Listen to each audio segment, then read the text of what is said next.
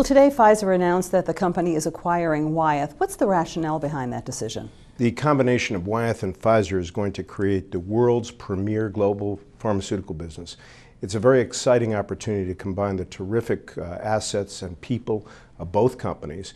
We'll have a company that's diverse and flexible and has the scale to compete in this very dynamic and changing healthcare environment. And we'll be able to create more value for our patients and our shareholders and other customers.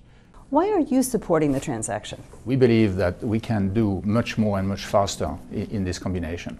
And the reason we've got an attractive offer from Pfizer is that Wyeth became more and more attractive to Pfizer over the years. The reasons are, that we built one of the premier capacities in biotechnology. We embraced this technology in the early 90s and became the third largest biotech company today in the world. We've also produced one of the most successful vaccines in history of mankind, the first pneumococcal vaccines for children. We've also built an OTC division, which I think is very important for Pfizer. And lastly, even in our animal health division, we've been very conscious of very significant diseases that now are a big concern to populations, like avian flu. We were first to bring a vaccine against avian flu. So in combining all these businesses, I think we built the most diversified biopharmaceutical company, and that's what made Wyeth very attractive to Pfizer. So this combination will help us just to accelerate the strategic realization of what I just presented. You have said in the past, and I'm quoting now, that large deals run the risk of disruption and integration challenges. Why is this going to be different? Well, it's certainly true that you have to do a lot of hard work to make sure an integration of two great companies like these works well.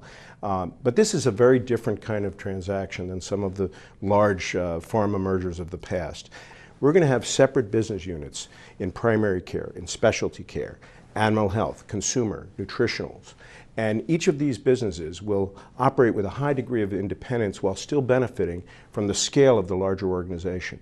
Now, Bernard and I have talked from the very beginning about how important it is to preserve the innovation represented by our research labs. That's what is the future of any biopharmaceutical company. So we're going to be very careful how we go about this, and we're going to do it as quickly as we can, but thoroughly and fairly. We want to get the best possible people to be supporting and leading our various businesses and activities, and I think we're going to really do a great job on this because our cultures and our organizations are very compatible. It is a tough time for this industry.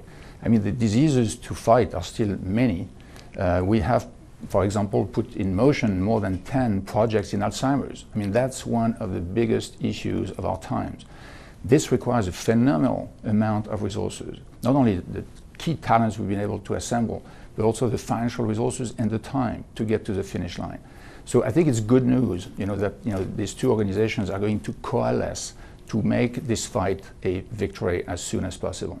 How is this going to affect the loss of exclusivity of Lipitor? Well, we are going to lose exclusivity on Lipitor, that's a fact.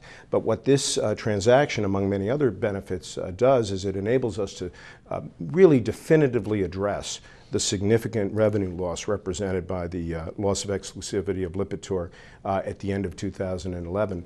And that will really put us in a position to go through that period of time and grow very profitably going forward in the future. And it really addresses that in a very meaningful way.